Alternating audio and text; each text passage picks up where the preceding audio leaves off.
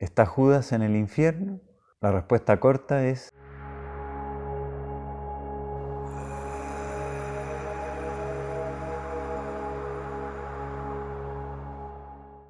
la paz del Señor esté contigo. A la sociedad de hoy le gusta maquillar lo que en la Iglesia llamamos pecado.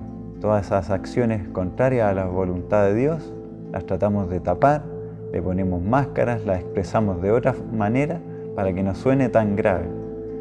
Ya sabemos ejemplos como el aborto, que se presenta como simplemente una interrupción del embarazo, a la eutanasia se le presenta como una muerte digna, a la fornicación se le presenta como una expresión simplemente del amor libre, etcétera, etcétera, etcétera.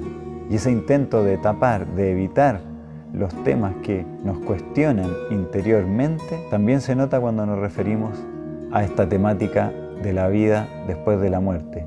Uno de esos destinos posibles, nos dice la Iglesia, es el infierno. Estoy de acuerdo en que la predicación del Evangelio debiese estar centrada en el amor de Dios, en su misericordia, en los diversos caminos para alcanzar la santidad, pero hablar exclusivamente de eso es también faltar a la verdad.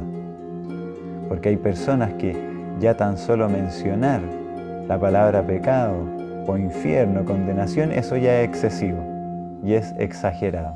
Sin ir más lejos, Jesús mismo predicó de esta realidad y por eso la Iglesia, hasta el fin de los tiempos, va a seguir, aunque lamentablemente cada vez menos se habla de estos temas.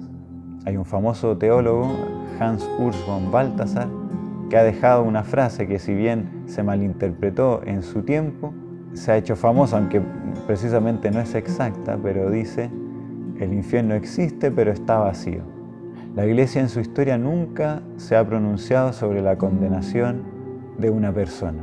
Lo que sí ha hecho es referirse acerca de la salvación de muchas personas. Lo que nosotros llamamos santos son personas que, viviendo de acuerdo a los mandamientos de Dios, ha llegado a tal nivel, ha practicado las virtudes en un nivel heroico, que por eso se le reconoce la santidad. Por lo tanto, confiamos y creemos que están en la presencia de Dios. Entonces, creo que Judas se ha condenado simplemente considerado las palabras de la Escritura, del Evangelio, que creo que son las más duras que se dicen sobre una persona, por quién las dice y a quién se lo dice. Si vamos al Evangelio de Mateo 26, capítulo 26, versículo 24, estamos en el contexto de la última cena y dice Jesús: el Hijo del Hombre se va, como está escrito de él, pero ay de aquel por quien el Hijo del Hombre es entregado. Más le valdría a ese hombre no haber nacido. Repito, esto se lo está diciendo Jesús, se está refiriendo evidentemente a Judas. ¿De quién se puede decir más le vale no haber nacido? Solo de los condenados. Solo de un condenado se puede decir más le valdría a esa persona no haber existido. Si Judas se salvó, vale la pena que haya nacido. Sabemos por la Escritura también que el apóstol Judas se suicidó, se colgó de un árbol, pero si él hubiera hecho un acto de arrepentimiento, supongamos que tuvo un arrepentimiento sincero y Dios lo perdonó. Pero le dice: vas a tener que purificarte de tus faltas hasta el fin de los tiempos, hasta que este mundo se acabe, tú vas a estar en el purgatorio. Si ese es el destino de Judas, si por muy largo que sea su proceso de purificación, al final va a encontrarse con Dios, es decir, alcanzar el cielo, vale la pena que haya nacido. Así de simple. Si al final se salva, si está con Dios, entonces evidentemente es mejor haber nacido. Y no es solo esta frase la que me hace pensar en eso, sino lo que encontramos también en el Evangelio de San Juan. En el mismo contexto de la última cena, Jesús hace una oración, le habla al Padre y dice lo siguiente, en el capítulo 17, versículo 12. He velado por ellos y ninguno se ha perdido, salvo el hijo de la perdición. Si el otro versículo era más o menos claro, yo creo que este es aún más claro. Simplemente como opinión personal, ¿Se habrá condenado Judas? Pienso que lamentablemente sí. ¿Y por qué quise poner este tema? Porque esto nos hace ver lo serio que es nuestra vida, lo que está en juego.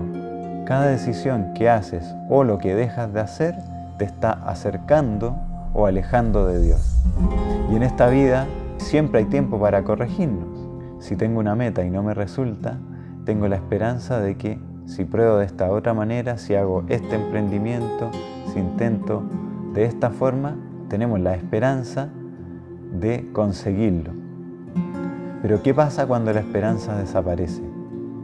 Cuando ese objetivo que me propuse o esa meta, tengo la certeza de que no la voy a alcanzar. Algo así deben sentir los que han rechazado finalmente a Dios. Los condenados tienen la certeza de que su propósito en la vida, lo que realmente les daba sentido, para lo que habían sido creados, era para estar junto a Dios.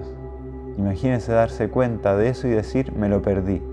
Pasó el tren, el último vagón que podía haberme llevado a esa meta, lo perdí. Y ese tren nunca más va a volver. Este mundo avanza rápido y no nos quiere dejar pensar. Probablemente vas a terminar de ver este video y vas a hacer clic en otro y en otro. Date 5 minutos.